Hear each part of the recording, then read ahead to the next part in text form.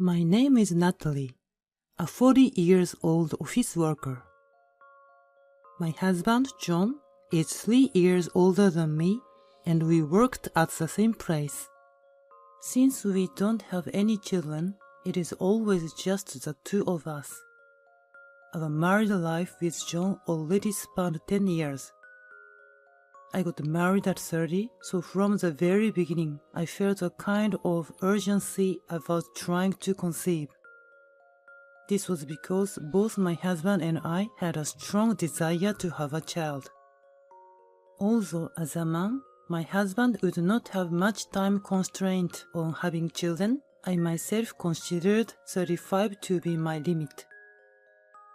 The reason I wanted to complete childbirth and parenting while I still had the energy was that I was physically weak. However, that hope was not fulfilled.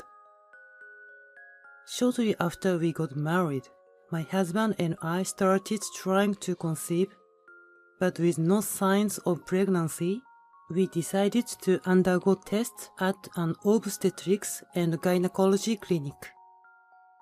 As a result, it was concluded that the problem lay with my body and that it would be difficult to have children. I was not completely infertile, but the possibility was very low and we were in a difficult situation, as explained by the doctor.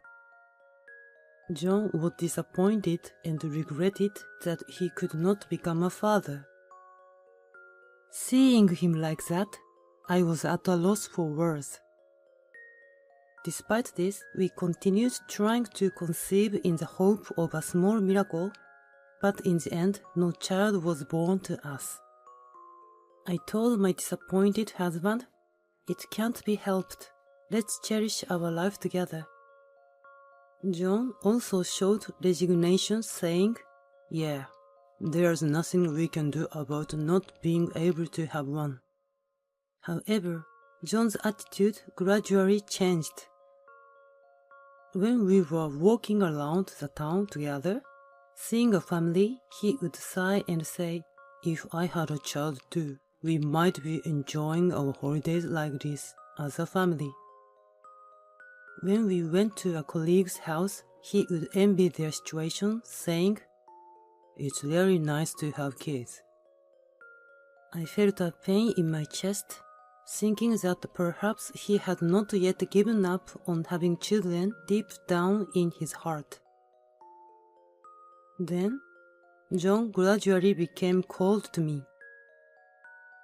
When we were trying to conceive, he would willingly help with the housework, saying, "Don't overdo it. It will be a burden on your body, and that could hinder child-making." He was a very kind husband who considered me, saying, "I'll carry it," and willingly carried heavy or large items. Since I was doing housework on weekdays, he would always take over the housework on holidays. However, when it became clear that I could not conceive a child, he stopped helping me at all. "I'm tired. You're my wife. Housework is your job." He spent his holidays just lazing around. He spent his holidays either napping or playing with his smartphone. Due to the sudden increase in workload, I became prone to illness. When I had a fever or stomachache, he coldly said, "I don't care. Do it yourself," and never took care of me. Even when he treated me like that, I could not say anything, because the fact that it was difficult for me to conceive was indeed my fault. That was when I started thinking that maybe I should divorce. Unexpectedly, John's transfer was decided. He was chosen to be a member of an important project at a subsidiary company. The subsidiary company was so far away that we had to cross state borders, and it seemed that he would be transferred there. Of course, I thought I should follow him, But he said, "I'm going alone. You don't need to come." Hearing his words, I thought for a while. He might be irritated that I have trouble conceiving, and as a result, he has been cold to me. Living at a distance for a while due to his transfer might give him some emotional leeway, and there might be a chance for us to return to our calm relationship. I said, "All right, then I'll stay here. Take care," and saw him off. After his transfer, the frequency of his return to home was once a month at best. Even when he did come back, he would often return to his transferred workplace right away, saying that he was busy. I thought that if he really hated me, he wouldn't have come back at all. So I was happy to see him even for a short time. After he moved, there were slight changes in his attitude. At first, there wasn't much change in his attitude, but as time went by, he gradually became kinder. He would say, "I bought some souvenirs. Do you want to eat?" and buy local souvenirs when he came back. And even when his time was limited, he would go shopping with me. He started asking me if there wasn't anything I needed, and I thought he had returned to his old kind self. His initially planned 1-year single assignment ended up lasting 2 years. The reason why it took so long was that the project was significantly behind schedule. By the time it was his 2nd year of working away from home, he had stopped saying hurtful things when he saw families or children around town, knowing that we were unable to have children. Furthermore, he said, "I couldn't have a child with you, but I've already given up." I felt relieved when John gave up. And then, after 2 years passed, he finished his job away from home and returned. "Welcome home. You must be tired." "I'm back. Finally, we can live together again." With these gentle exchanges, we began living together as a married couple once more. However, this peaceful life didn't last long. After he came back and some time had passed, he told me something. "I have a relative who gave birth to a child before marriage. She's still young and says it's difficult to raise a child on her own. If it's okay with you, would you like to take the child in and raise the child together?" Taken aback by his sudden suggestion, I asked, "What's going on?" "Since we couldn't have a child, why don't we take that child and raise the child as our own?" he explained. In response to the sudden event, I said, "Let me think about it for a moment." I ended the conversation for the day, but I couldn't help but feel uncomfortable with the story. Our relationship with my husband's family was minimal because they lived far away. We were not in frequent contact, and our relationship consisted mostly of exchanging Christmas cards once a year. We didn't have a wedding ceremony, so I knew very little about his relatives. I thought it was strange to take in a child without knowing much about the parent, so I suggested to my husband, "Could you introduce me to the child's parent? I would like to know what kind of person she is." But he refused, saying, "It doesn't matter who the child's parent is. What are you going to do with that information?" "I think it's important to know what kind of person the parent is. I'd like to know why she couldn't raise the child, the details, and what happened to the child's father."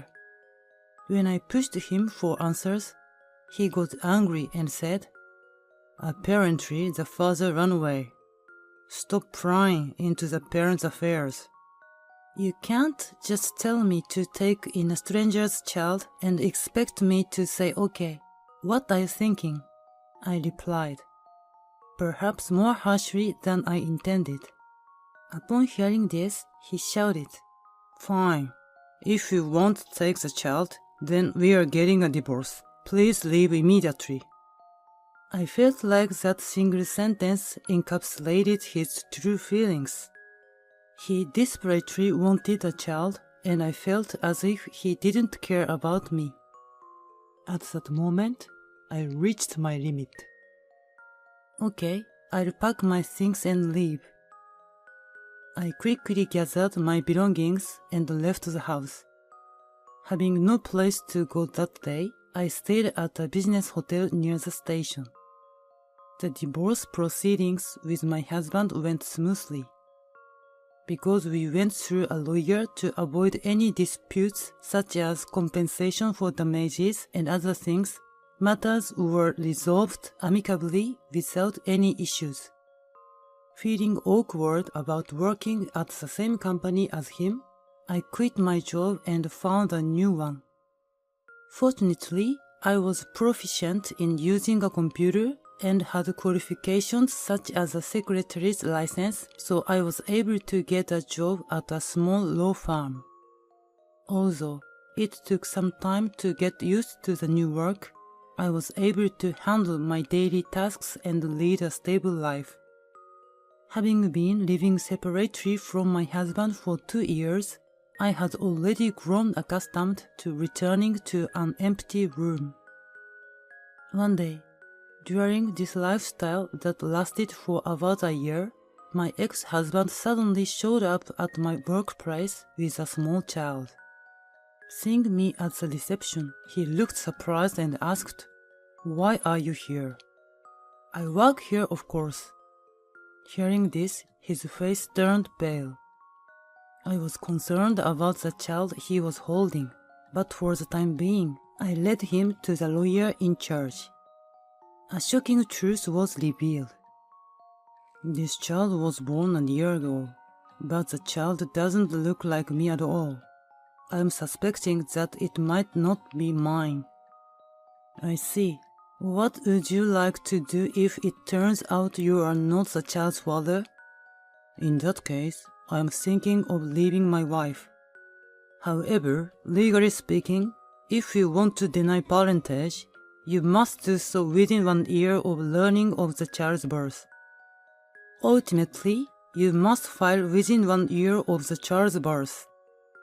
Even if you have a DNA test and confirm that you are not the parent, you'll still need to pay education fees for the child." "You must be kidding me." "It's true. There's even a Supreme Court precedent for this." As a record keeper at the scene, I was summarizing their conversation. While doing this, I realized something. John had been unfaithful during our marriage and had a child with another woman.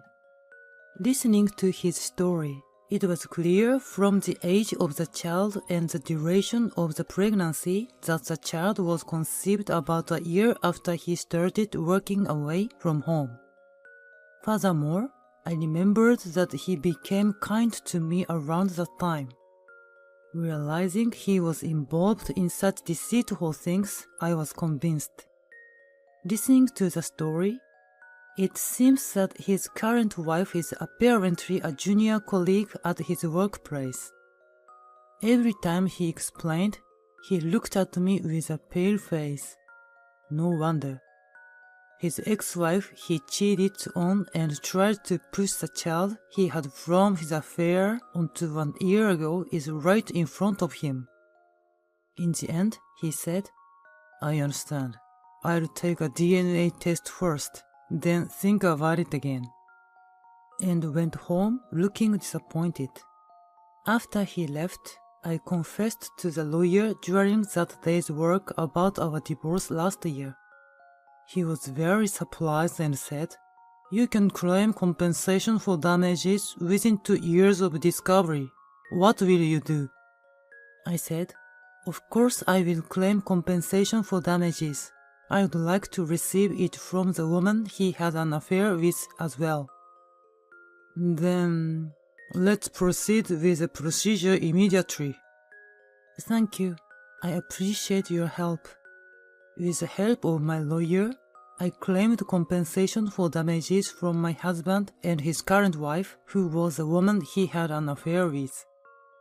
To prevent them from escaping, I sent the claim not only to their home, but also to their workplace and the home of my ex-husband's parents. The response from my ex-husband came immediately. Hey, what's this claim for? It's obviously a claim for damages due to infidelity. We are already divorced. I'm not paying any money. The claim period is still valid. The period to claim compensation for damages from the discovery of infidelity is within 2 years. We divorced a year ago, and the infidelity was recently discovered. Then, a woman's voice I didn't recognize said, "Let me handle this." And then she got on the phone. "Hello, what's this claim?" I was shouted at out of the blue, so I asked, "Who is this?" "I'm his wife. About this claim, at least drop my part." "No, it's only natural to claim it because he had an affair and we got divorced." "But he told me he wasn't married at the time. I thought he was single. I didn't know he was married." "I don't know anything about that. And even if he lied and said he was single, the fact that you had an affair with my ex-husband doesn't change. You both will have to pay each." "We need money for our child to grow up. There's no way we can afford to pay such a large sum." "Your circumstances don't matter. Besides, you are working too, and he holds a decent position at the company, so I don't think there's a financial problem." "Because you sent the claim paper, he got demoted and took a pay cut, and I became a part-timer from a full-time job and my income decreased, so I'm in trouble. We can't afford to pay such a large sum." She exaggerated. "If that's the case, how about asking your parents to take responsibility? I won't back down no matter what." "No way! I won't pay! There's no need to!" After she yelled that, he got back on the phone again. "As my wife explained, we are going to be in a lot of financial trouble from now on. Could you please withdraw the claim?" "No way. I will never withdraw it. By the way, I have a good thing to tell you," I told him. "What's a good thing?" "Remember, a few years ago, we took a test to find out the cause of our infertility?" "We did take the test. What about it?" "It was said that there was a problem with my body at that time, but did you know that there was also a problem with you?" "No way. That can't be true, right?" "That's exactly it. There was indeed a problem with your body, but at the time, I was shocked and didn't want to hurt you, so I didn't say anything. I still have the test result paper. Do you want me to send it to you next time?" He said incredulously. "That's a lie. That's a lie." He was probably too shocked to hear anything else. Actually, according to the doctor's diagnosis, while it was true that there was a problem with me, there was a major problem with him as well. The doctor at the time said, "Both of you have issues, so it would be difficult to have a child. The problem is not just with the wife, so don't be too down." When he was told in the examination room that there was a problem with my body, he was so shocked that he ran out and didn't listen to the rest of the conversation. Initially, I was going to keep this fact a secret, but I decided to tell him now, as there was no need to hide it any longer. Listening to him muttering, "It's a lie. It's absolutely a lie," I said, "That's enough. I'm busy," and hung up. Afterwards, I received a total of $30,000, $15,000 each from the two of them as damages. She resisted because she didn't want to pay, but it seems that in the end he bore all the burden. After that, it seems that he ended up taking a DNA paternity test. The results revealed that the child was not his. He seems to be in the process of divorcing his wife, but as he will have to pay education fees for the child and compensation for damages to his wife, he, who has been demoted,